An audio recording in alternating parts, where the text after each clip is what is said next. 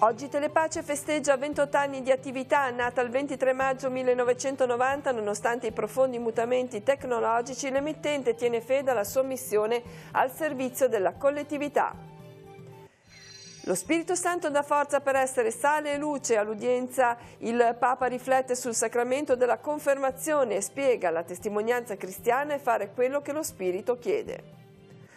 Dialogo a Chiavari sul futuro d'Europa, l'iniziativa venerdì in piazza Mazzini con i giovani e vari eurodeputati, la regia della società economica nell'ambito dell'anno europeo del patrimonio culturale.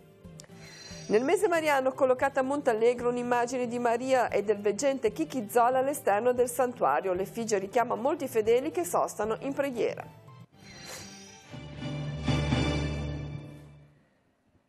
Buongiorno a tutti, ben arrivati al TG13. Oggi dedichiamo l'apertura a Teleradio Pace, l'emittente della diocesi di Chiavari, che proprio in questa data, 23 maggio, festeggia 28 anni di attività. Un percorso significativo caratterizzato da profondi mutamenti.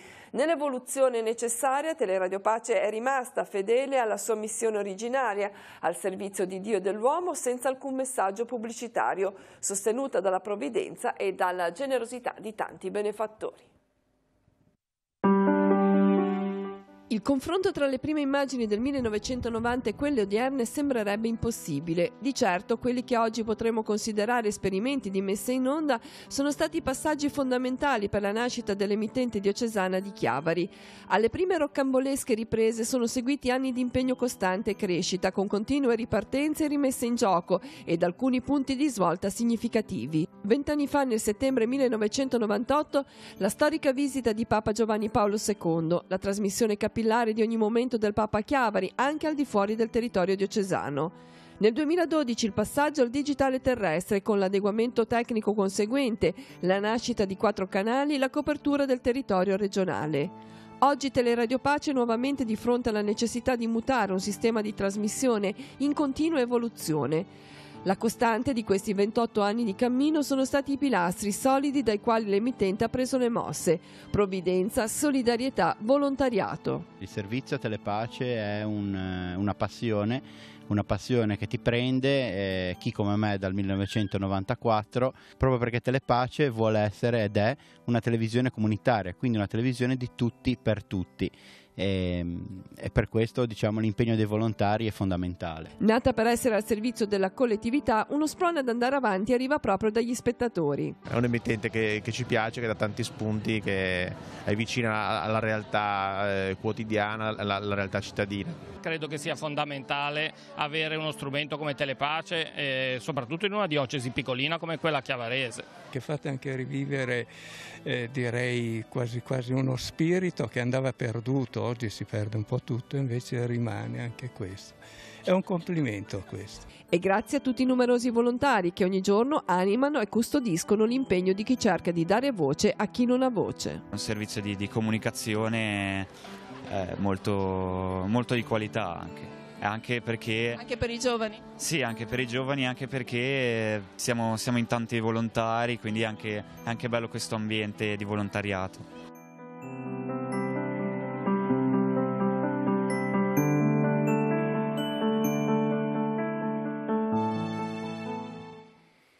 Teleradio Pace invita tutti gli amici ad un momento di festa e ringraziamento per questi 28 anni. Questa sera alle 20:45 saremo nella parrocchia di San Giacomo di Rupinaro a Chiavari per la celebrazione dell'Eucaristia.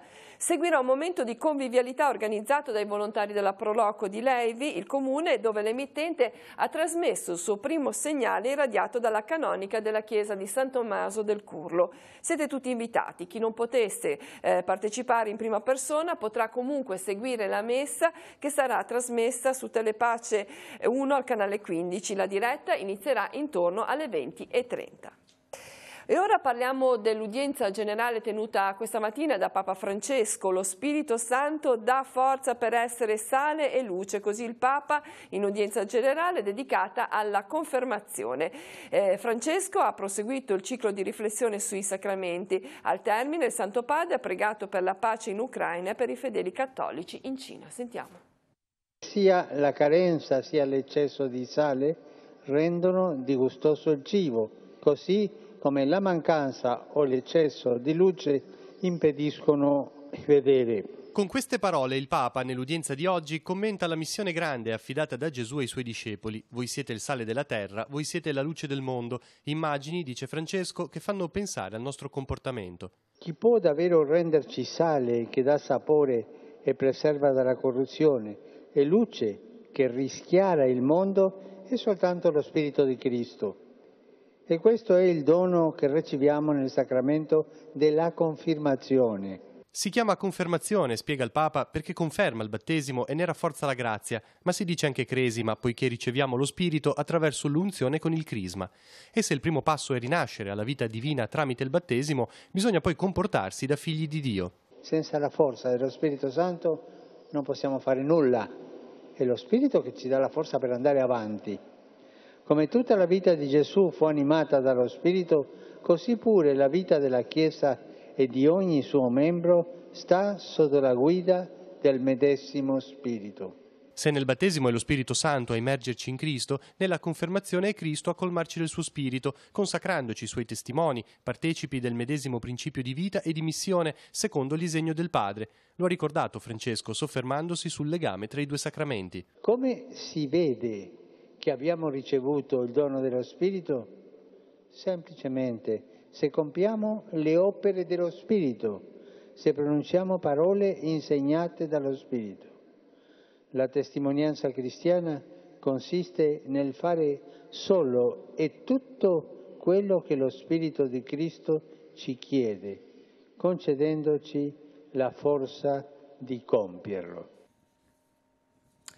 Interrogazione sul tema della viabilità a Casarza Ligure. A protocollarla il capogruppo del PD Andrea Telchime su richiesta di diversi residenti che chiedono l'istituzione di un passaggio pedonale in via Tangoni.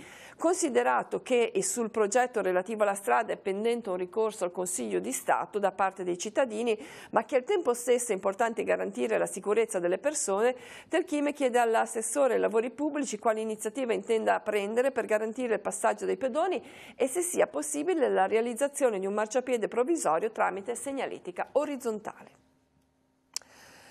Un percorso attraverso l'identità culturale europea è il titolo del dibattito che si terrà in piazza Mazzini a Chiavari venerdì alle ore 17. A promuoverlo la società economica nell'ambito delle iniziative per l'anno europeo del patrimonio culturale 2018. Uno sguardo al futuro dell'Europa che parte però dall'eredità del Risorgimento di cui Chiavari conserva documenti e monumenti. Sentiamo. La giovine Europa credeva nei valori della libertà, dell'uguaglianza e della fratellanza tra gli uomini. Una copia autografica dell'atto costitutivo, siglato a Berna il 15 aprile 1834, è conservata alla Società Economica di Chiavari, un cimelio ritenuto prezioso dalla stessa Comunità Economica Europea, che porta in calce la firma di Giuseppe Mazzini.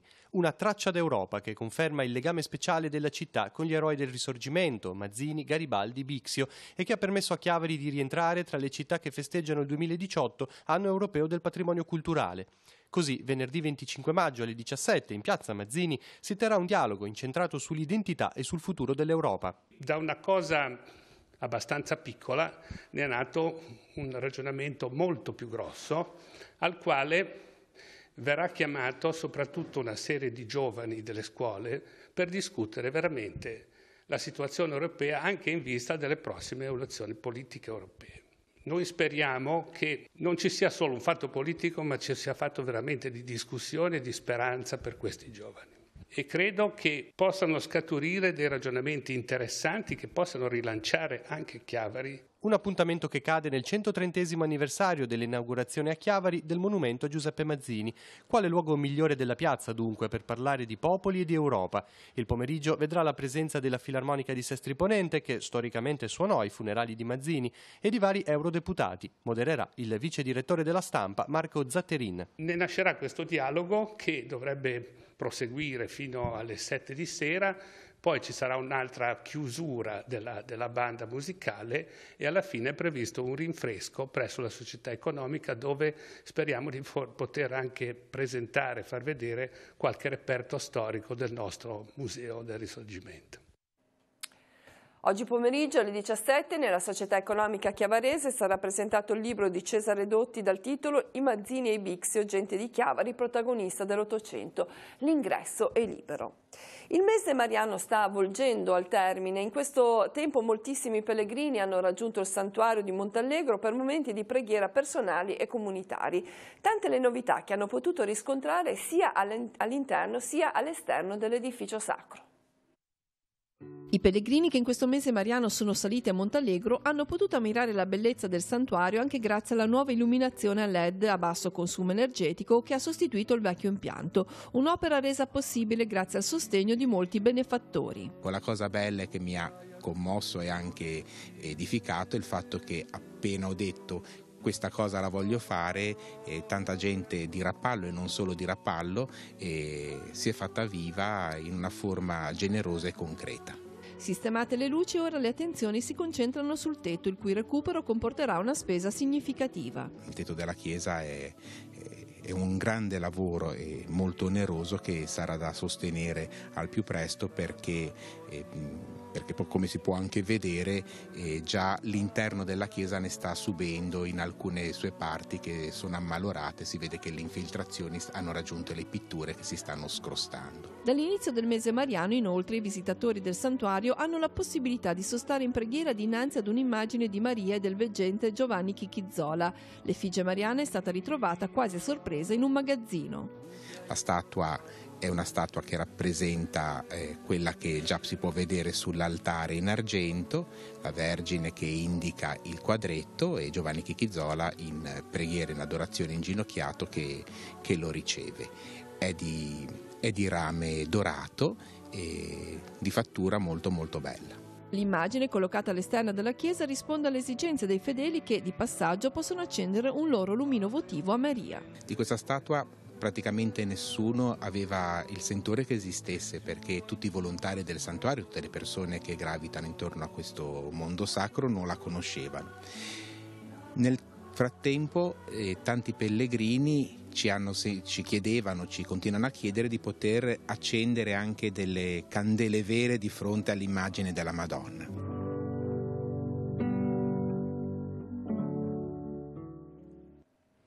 È dedicata ai fiori la quinta edizione di Crea il tuo abito, concorso promosso dall'Istituto Comprensivo di Rapallo e dall'Istituto Galliera di Genova per la progettazione e la realizzazione di abiti originali. In campo talenti artistici degli alunni di terza media. Nell'anno di Euroflora la frase guida rivolta ai giovani stilisti è stata: per fare un abito ci vuole un fiore. I modelli vincitori sono stati quelli di Carolina Pisano della terza D, seconda classificata Sofia Silag Tirelli di terza C e terza Flavia Zero di terza H. Menzioni d'onore anche per Maria Lidia Campodonico, Vanessa Pilotta, Alice Simonelli e Bida Romiti. La premiazione si terrà venerdì 25 maggio alle 17 al chiosco della musica di Rapallo, con prove di instant fashion, una sfilata d'abiti d'epoca, momenti culturali e il conferimento delle borse di studio in memoria del rappallese Ottavio Ferraretto. Ora sfogliamo le pagine dei quotidiani insieme a Marco Rebello, poi ci ritroviamo con tutte le ultime notizie e gli aggiornamenti. La sfida del nuovo, con le parole del cardinale Bassetti, si apre la prima pagina di Avvenire. Il presidente della CEI all'Assemblea dei Vescovi: l'Italia è migliore di come la si racconta, non lasciare vuoti gli spazi aperti da Papa Francesco. Bassetti richiama i valori del cattolicesimo politico, non basta nemmeno un governo per governare. E poi nell'anniversario della strage di Capaci, 2 donne in prima linea contro i clan, l'attivista di Libera Lia Sava e il magistrato Enza Rando. Bufera su Conte, avanti però dicono dal Movimento 5 Stelle e Lega. Mattarella allunga i tempi per il nuovo governo. E all'interno di Avvenire c'è un'Italia che vuole vincere l'aborto. Associazioni per la vita e parlamentari dicono: prevenire e accogliere, serve ora una svolta. Appello condiviso per liberarsi da bugie e fake news che minacciano anche l'obiezione e mettersi accanto ai veri diritti delle donne. Il Movimento per la vita: e ora trasformiamo i consultori in luoghi dove si sostiene la donna. Siamo sul secolo XIX, Conte scivola sul curriculum, esperienze all'estero non confermate ed è bufera, Lega e Movimento 5 Stelle però confermano il candidato resta lui. Macron fa crescere i porticcioli liguri, fuga dalla Francia dopo la stangata, barche in aumento del 15% negli approdi della nostra regione. Nuotata fuori orario a Savona, ora serve la boa. E poi sempre dal nostro territorio, Sesti Levante, soldi dei clienti sul suo conto, indagato un ex direttore di banca. E incendio in cucina, 70enne rischia di morire a Chiavari, casa a fuoco rischia di morire soffocato, incendio in una cucina di via Ugolini, 70enne invoca aiuto e viene salvato dai pompieri, l'abitazione invasa dal fumo, l'uomo ricoverato al San Martino e trattato in camera iperbarica. E ancora dal secolo XIX, IML a Casarza Ligure, si lavora sul versante non franato, scatta la fase 2 della messa in sicurezza dei capannoni, tra un mese l'azienda tornerà completamente agibile. A Casarza dal 13 aprile l'attività è limitata allo smaltimento delle merci attualmente in magazzino.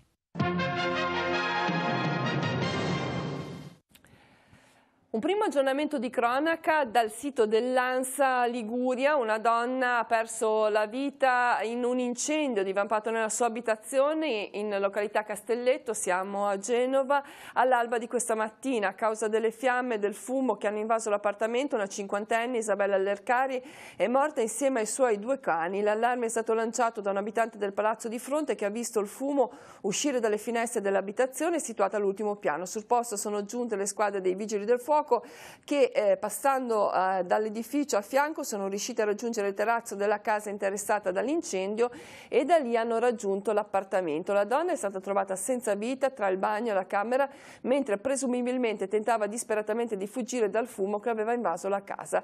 Al fianco della donna c'erano i suoi 2 cani, 2 fantasie di taglia media, anch'essi senza vita.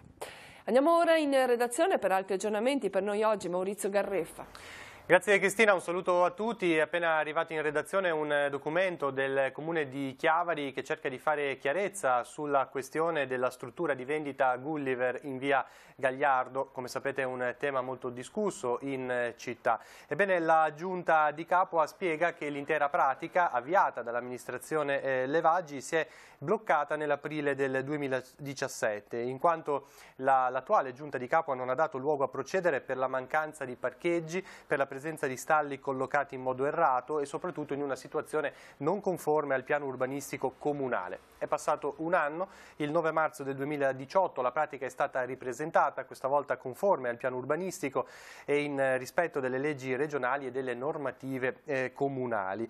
In questo proposito nelle casse del Comune di Chiavari sono entrati circa 352.000 euro, tra 74.000 euro di oneri di concessione dovuti per il cambiamento dell'utilizzo e 278.000 euro per la monetizzazione di 9 posti auto che si vanno ad aggiungere ai 27 stalli esistenti di proprietà del Gulliver. Spiega il consigliere Giovanni Giardini, 278.000 euro per l'apertura del Gulliver sono comunque un chiaro esempio di utilità pubblica.